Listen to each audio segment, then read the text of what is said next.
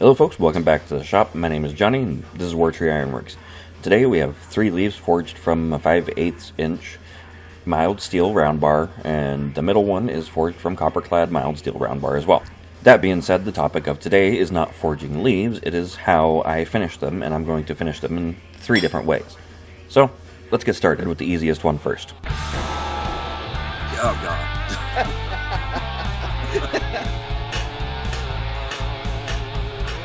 Today we have Jim from the Crazy Viking Forge. How are you doing today?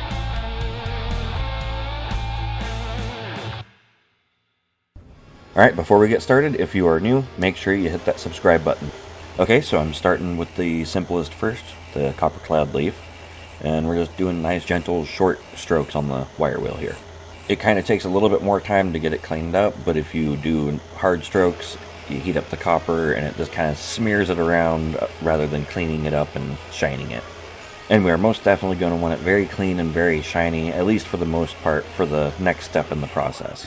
As you can see, I switched to a smaller wheel, has somewhat smaller bristles, and makes it a little bit easier to clean up them little nooks and crannies. And then I'm going to go ahead and switch to yet another brush with downward facing bristles. And I'm just going to go ahead and attack this leaf at all sides, all angles, every spot that I can cover, and we're just going to make this thing as shiny as possible.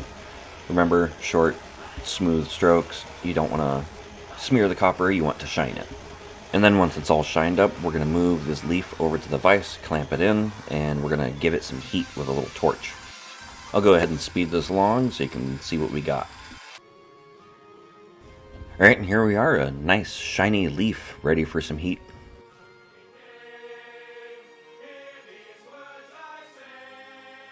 And there we go, all clamped into our tiny little vise there on a stump. And here comes the heat. Basically, we're going to go around the entire leaf, get it all warmed up, and once it is warmed up, you'll be able to see more of a golden discoloration. That's when we're going to hit right on the edges and the tip of the leaf, just the edges and the tip. And that'll bring out a nice, kind of a fall feeling color spectrum to it.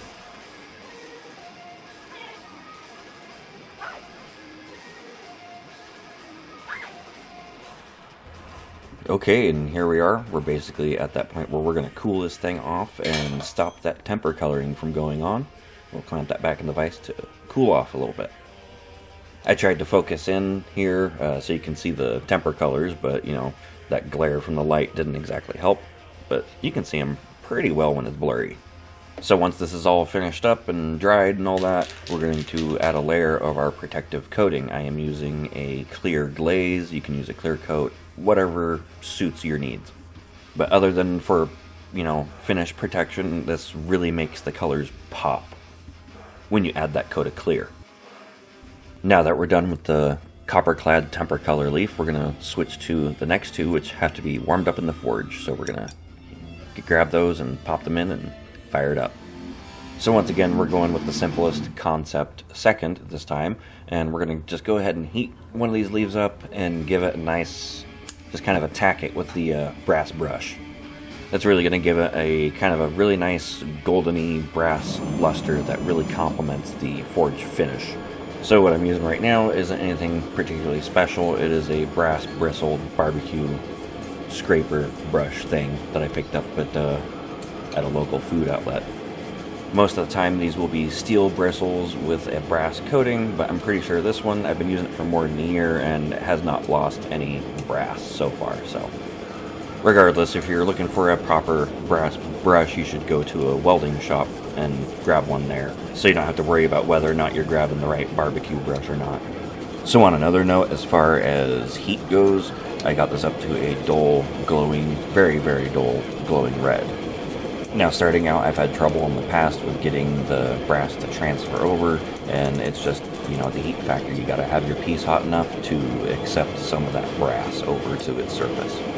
So if you're starting out and you've been trying this and you just can't get it to stick, you're not getting your piece hot enough. So make sure it's at least a dull glowing red. And that's really about it for the brass. But let's see how it turned out.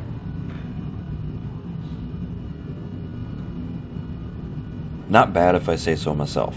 It's looking pretty good. Now for the third and final finish, there is a couple more steps to this one. And the first step is adding borax to the surface, letting that melt on, and then we're going to let the piece cool off a little bit. I didn't end up waiting very long, but I think you should at least wait long enough for it to not burn the crap out of your hand. Once it's cooled off, the next step is adding the copper. We're taking some copper from some scrap mainline I got, and we're just wrapping those chunks around that, 2 or 3 chunks. I think I added a little bit too much copper because I had some dripping off, but you know, it adds to the look, and sometimes it complements that brutalist concept. But I just think it looks good, you know? Everyone has their style. So this next part, I'm putting a scrap steel plate in there to cover the brick as the copper melts, so we don't have copper all stuck to our brick. So once everything is set in place under the flame, we're going to add some gas and add some air and crank that heat up and watch that copper melt. Okay folks, since I have your attention, if you're new, please don't forget to like, share, and subscribe. And if you are interested in helping us out a little bit in our shop, these 3 leaves will be up for sale on our Etsy page. And also, if you'd like to contribute to our grinder fund, that would also be very much appreciated, because this 6x48 grinder is just really crappy, and we could use a really nice 2x72 grinder, whether a kit or homemade will do. We just need the money to get a new grinder in the shop so we can increase our production. But in the meantime, we're going to keep contributing to our own jar, whatever pocket change we can accumulate, and fill that jar up and get a grinder as soon as possible. Alright, now that that copper looks like it's melted, it's time to give this a dunk in some water. And you want to make sure to get this out while it's hot and dunk it in some water, otherwise you're just brazing the leaf to that chunk of steel. And nobody wants to have to remelt or fidget with a chisel to get that off. That'd just be no fun for anybody. Which is why it's important to not add too much copper, and you don't have to deal with this drop that I'm trying to get off here. But a little goes a long way when it comes to copper coating. Now all that there is left to do is go back to the wire wheel on the drill press and just clean it up with our various wire brushes. And once again, we want, you know, just kind of heavy, short strokes on the copper. We don't want to heat the copper up lest we smear it, and it won't really shine very much that way.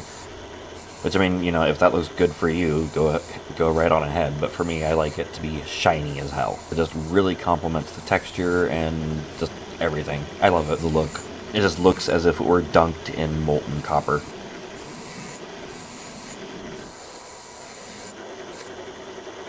But yeah, just remember, kind of heavy, short strokes on the copper. Don't heat it up too much, otherwise it'll smear.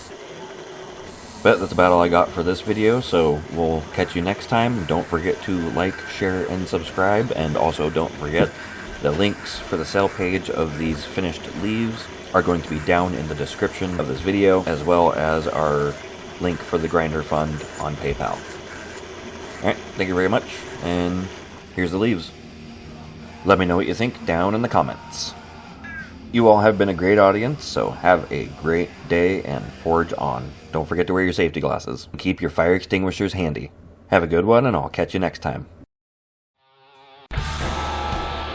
Oh, God.